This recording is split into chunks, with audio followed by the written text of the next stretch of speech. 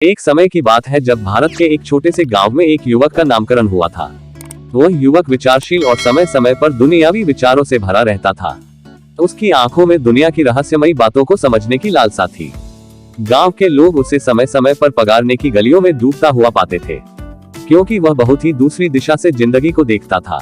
गौतम का विचारशील मन उसे विभिन्न चर्चाओं में ले जाता था और एक दिन उसने गोधुली आश्रम में भगवान गुरु धर्मपाल से मिलकर पूछा, आचार्य जी, क्या भगवान है?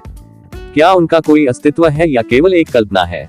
धर्मपाल जी मुस्कुराए और बोले, बेटा, भगवान का अस्तित्व सिर्फ श्रद्धा और विश्वास पर निर्भर करता है। व्यक्ति की आत्मा में ही भगवान का निवास होता है। गौतम की आंखों में उस समय भी वही सवाल था और वह संतुष्ट नहीं थे। उन्होंने अपनी यात्रा जारी रखी और अन्य आश्रमों में भी भविष्य में भगवान के अस्तित्व के बारे में सुना, लेकिन जहां भी उन्होंने जाना वहां भी उनके विचार अन्यथा थे। एक दिन उनकी यात्रा उन्हें बोध गया ले आई, जहां उन्होंने वृक्ष के नीचे बैठकर ध्यान में लग जाने का निश्चय किया। आत्म तत्व की खोज में व्यस्त रहने लगा। दिनों दिन बीतते गए, परंतु उनका मन सुकून नहीं पा रहा था। एक रात अचानक बादलों का आवरण चांदनी रात को छुपाकर उनकी आंखों को झेल कर रख देता है। उनका मन शांत हो गया और वह अचानक समझ गए, भगवान का अस्तित्व व्यक्ति के भीतर होता है और वह उसके साथ हमेशा रहता है। गौतम का दिल खुशी से भर गया और वह वहां से वापस लौटकर गांव के लोगों को अपने नए ज्ञान के साथ प्रेरित करने लगे। उन्होंने उन्हें ये सिखाया कि भगवान का स्थान केवल मंदिरों और चर्चों में ही नहीं होता, बल्कि हर व्यक्ति के दिल में होता है। गौतम की बातों ने गांव के लोगों की सोच को बदल दिया।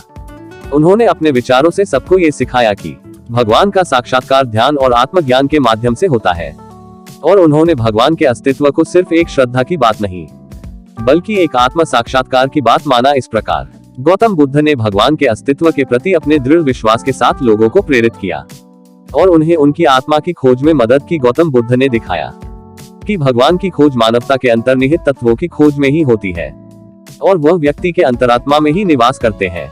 प्राचीन समय में विद्यार्थी गुरुकुल में रहकर ही पढ़ा करते थे। बच्चों को शिक्षा ग्रहण करने के लिए गुरुकुल में भेजा जाता था। बच्चे गुरुकुल में गुरु के सानिध्य में आश्रम की देखभाल किया करते थे और अध्ययन भी किया करते थे। वरदराज को भी सभी की तरह गुरुकुल भेज दिया गया। वहां आश्रम में अपने साथियों के साथ घुलने मिलने लगा, लेकिन वह पढ़ने में बहुत ही कमजोर था। गुरुजी की कोई भी बात उसके बहुत कम समझ में आती थी। इस कारण सभी के बीच वह उपहास का कारण बनता था। उसके सारे साथ ही अगली कक्षा में चले गए, लेकिन वो आगे नहीं बढ़ पाया। गुरुजी ने भी आखिर हार मानकर उसे बोला, बेटा वरदराज, मैंने सारे प्रयास करके देख लिया है। अब यही उचित होगा कि तुम यहाँ अपना समय बर्बाद मत करो। अपने घर चले जाओ और घर वालों की काम में मदद करो। वरदराज ने भी सोचा कि शायद विद्या मेरी किस्मत में नहीं है और भारी मन से गुरुकुल से घर के लिए निकल गया। दोपहर का समय था। रास्ते में उसे प्यास लगने लगी। इधर उधर देखने पर उसने पाया कि थोड़ी दूर पर ही कुछ महिलाएं कुएं से पानी भर रही थी। वो कुआं के पास गया। वहां पत्थरों पर रस्सी के आने जाने से निशान बने हुए थे। तो उसने महिलाओं से पूछा, ये निशान आपने कैसे बनाए? तो एक महिला ने जवाब दिया, बेटे, यह निशान हमने नहीं बनाए। ये तो पानी खींचते समय कोमल रस्सी के बार बार आने जाने से ठोस पत्थर पर ऐसे निशान बन गए हैं। वरदराज सोच में पड़ गया। उसने विचार किया कि जब एक कोमल सी रस्सी के बार बार आने जाने से एक ठोस पत्थर पर गहरे निशान बन सकते हैं, तो निरंतर अभ्यास से मैं विद्या ग्रहण क्यों नहीं कर सकता। वरदराज ढेर सारे उत्साह के साथ वापस गुरुकुल आया और कड़ी मेहनत की। गुरुजी ने भी खुश होकर भरपूर सहयोग किया। कुछ ही सालों बाद यही मंदबुद्धि बालक वरदराज आगे चलकर संस्कृत व्याकरण का महान विद्वान बना, जिसने लघु सिद्धांत कौमुदी, मध्य सिद्धांत कौमुदी, सात सिद्धांत कौमुदी, गुरुवार पद मंजूरी की रचना की।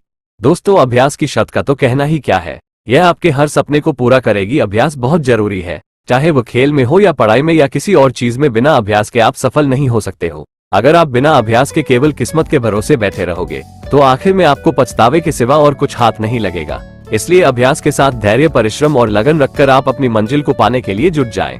दोस्तों, अपने इस वीडियो से क्या सीखा हमें कमेंट बॉक्स में कमेंट करके जरूर बताएं। धन्यवाद।